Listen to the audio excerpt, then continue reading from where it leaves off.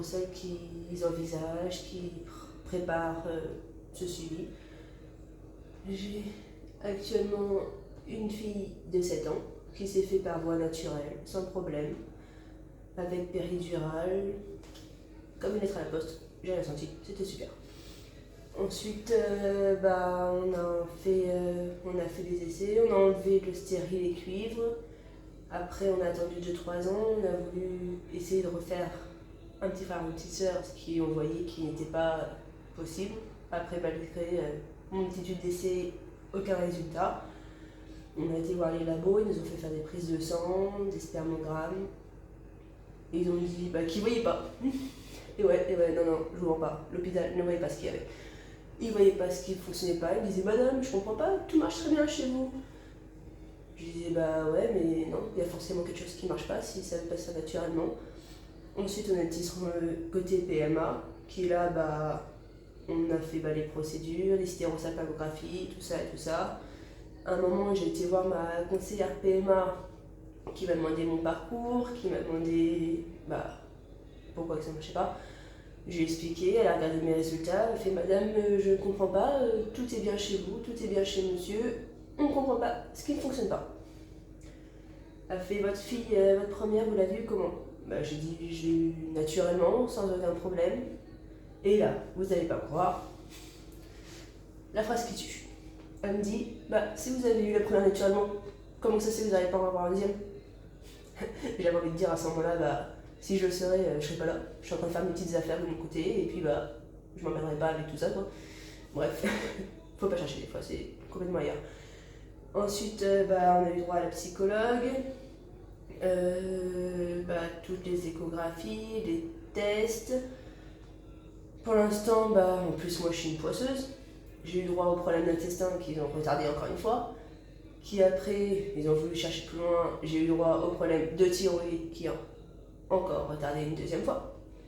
Qui va, normalement, on devrait arriver à la fin. Oui, normalement, ça devrait être bouclé, sauf s'ils trouvent encore autre chose. Vu comme je vous dis, j'ai la poisse, donc on va voir ce qu'ils trouvent encore. Mais normalement, j'envisage de continuer cette chaîne avec un suivi bébé. Je vous ferai avec vous mes injections, mes médicaments, mes suivis, le premier test de grossesse, voire peut-être un deuxième, on sait pas, on verra. Ensuite, il y aura peut-être les échographies, les valises maternité, tout ça.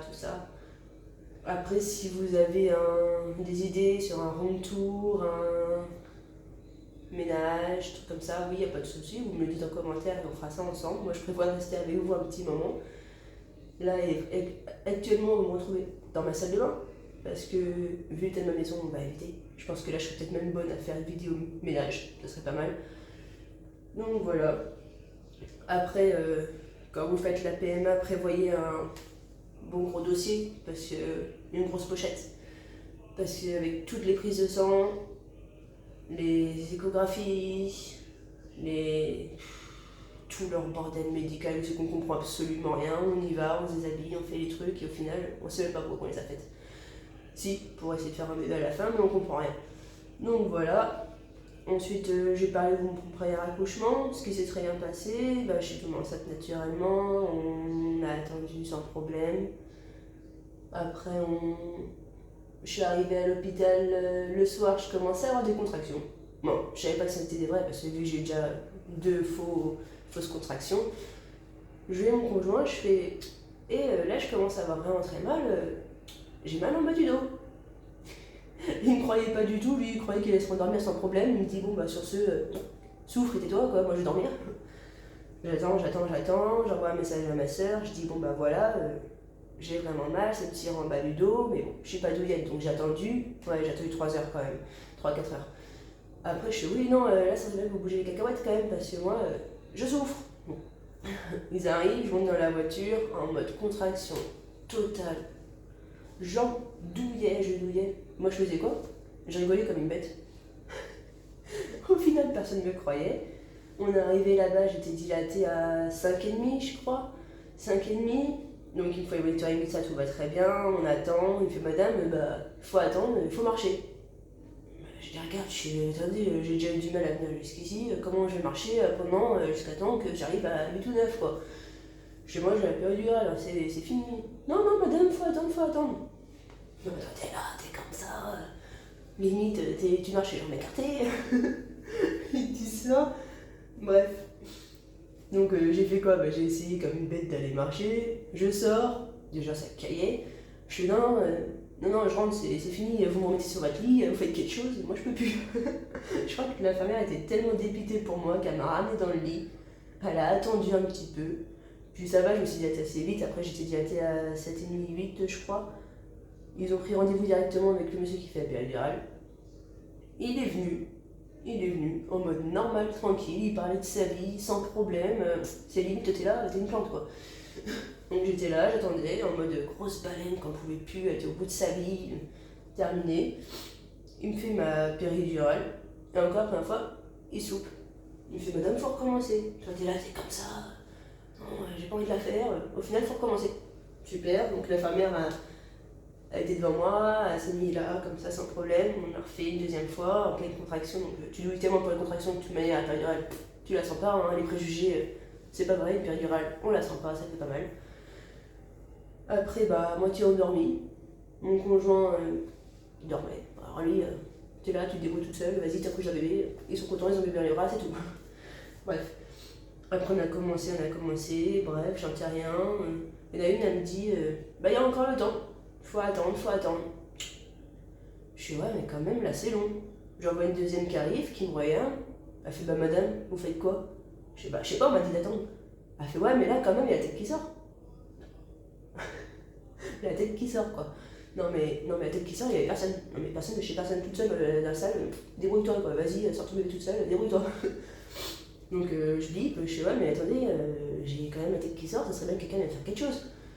Ils sont venus, en plus avec la poisse que j'ai, comme je vous ai dit juste avant, la péridurale, elle marchait plus à ce moment-là.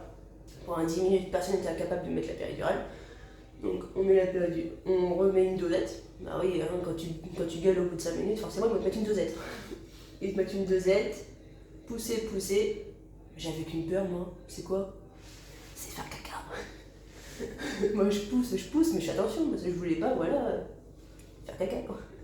Donc du coup, je pousse. Puis j'avais une peur bleue, c'était qu'il me découpe et que ça fasse des points. À un moment, je pousse. Elle me dit non, madame, vous inquiétez pas, on le fera pas, ou au pire, si on le fait, on vous le dit. Je suis ok, d'accord, y a pas de problème. Je la vois qui prend le ciseau. Non, panique totale. Mon Dieu. Mais non, madame, vous inquiétez pas, on fait pas ça, on fait autre chose. Ouais, je regarde mon conjoint comme ça, je lui dis non, mais ils sont en train de déchirer là. Il fait ouais. Super rassurant. Il dit oui, ils sont en train de te couper. Oh, comme ça. Du coup, elle avait poussé. Je poussais, mais dans le vide. Je sentais rien. À la fin, je sentais plus rien. Moi, j'ai poussé, et là, une lettre à la poste. Elle est sortie, tout s'est très bien passé, je l'ai prise, mon conjoint l'a sortie, il l'a pris, il l'a mis contre moi sans problème. Et puis voilà. Premier truc qu'elle fait quoi? Elle me fait pipi dessus. Super, super, comme arriver au monde. Hein. Coucou maman, ça va? Ouais, je te fais pipi dessus, super. Bref, après ce beau petit pipi, ils m'ont mis dans la salle, il était midi et demi à peu près. On m'a mis dans la salle, et là je me suis pris. J'étais avec une deuxième personne dans la salle, nous on avait les salles mixtes, et non toute seule. Oh là là, mon Dieu, si j'aurais su. Je crois que j'aurais tué.